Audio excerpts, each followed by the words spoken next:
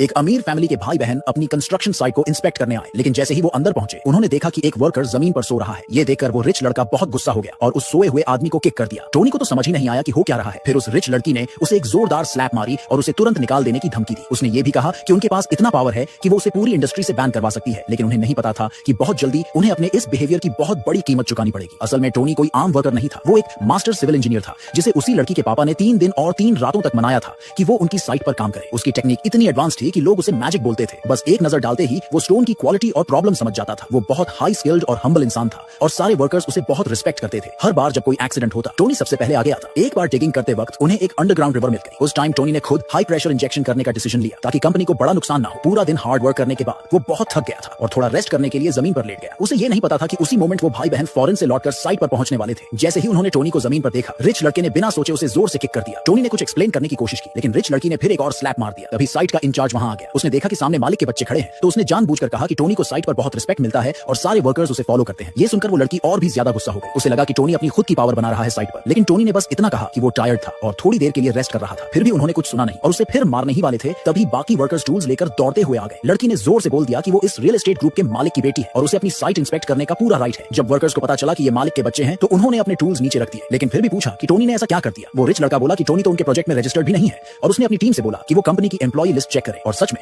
उस लिस्ट में टोनी का नाम नहीं था। टोनी ने बताया कि उसे सीधे कंपनी के प्रेसिडेंट ने हायर किया है और अगर उसकी आइडेंटिटी सामने आ गई तो पूरे ग्रुप को खतरा हो सकता है। लेकिन वो रिच लड़की हंस पड़ी और बोली कि टोनी तो बस झूठ बोल रहा है और अब उसे उसकी औकात दिखाएगी। उसी वक्त साइट का कैपिटाज टोनी के सामने खड़ा हो गया और बोला कि अगर टोनी नहीं रहेगा तो पूरी कंस्ट्रक्शन रुक जाएगी और अधूरी रह जाएगी। लेकिन लड़की ने उसकी बात नहीं मानी। उसने कहा कि वो सिविल इंजीनियरिंग इंस्टीट्यूट के सबसे यंग एकेडमिक को जानती है। असल में कुछ टाइम पहले एक अवार्ड सेरेमनी में वो लड़की लेट पहुंची थी और उसे ये नहीं पता था कि अवार्ड किसे मिला। उसकी बेस्ट फ्रेंड ने विनर का नंबर लिया था और अब वही नंबर उसने सबको दिखाया। टोनी ने नंबर देखते ही बाकी वर्कर से कहा कि लड़ाई मत करो और अगर इन्हें तमाशा चाहिए तो मैं अकेले ही लड़ने को रेडी हूं। लेकिन उनकी एटीट्यूड देखकर कैपिटाज ने एक कमांड दी और सारे वर्कर्स ने अपने टूल्स फेंक दिए और बोला कि वो स्ट्राइक पर चले जाएंगे। जब लड़की ने देखा कि सब टोनी के साथ हैं तो उसने डराने की कोशिश की कि अगर काम खोया तो अपने फैमिलीज को कैसे चलाओगे। लेकिन टोनी ने भी वर्कर्स से कहा कि शांत रहो, मैं नहीं चाहता कि मेरी वजह से तुम्हारा जॉब चला जाए। फिर भी वर्कर्स पीछे नहीं हटे और बोले कि वो टोनी के साथ आखिरी दम तक खड़े रहेंगे। ये देखकर वो रिच भाई बहन सोचने लगे कि अब तो फोर्स इस्तेमाल करनी पड़ेगी। उसी वक्त एक वर्कर दौड़ता हुआ आया और बोला कि ड्रिलिंग मशीन की बिट नीचे गिर गई है और एक आदमी घायल हो गया है। टोनी तुरंत वहां गया, अपनी बैंक कार्ड निकाली और बोला कि इंजर्ड वर्कर को बेस्ट हॉस्पिटल ले जाओ। फिर उसने पूछा कि कोई ड्राइवर अवेलेबल है क्या, लेकिन लोगों ने बताया कि पिछला ड्राइवर एक दूसरी साइट पर गायब हो गया था और अभी कोई रिप्लेसमेंट नहीं है। टोनी को पता था कि अगर बिट नहीं निकाली गई तो पूरा काम बेकार चला जाएगा, इसलिए उसने खुद नीचे उतरने का डिसीजन लिया। अमीर भाई बहन मजाक उड़ाने लगे कि टोनी बस हीरो बनने की कोशिश कर रहा है और नीचे जाने की हिम्मत नहीं करेगा, लेकिन टोनी ने उनकी बातों पर ध्यान नहीं दिया और बोला कि डाइविंग इक्विपमेंट रेडी करो। फिर बिना सोचे वो नीचे उतर गया। कैपिटाज ऊपर से बहुत परेशान था, लेकिन तभी वो क्रूल रिच लड़का प्लायर्स लेकर सीधे पिट की तरफ बढ़ा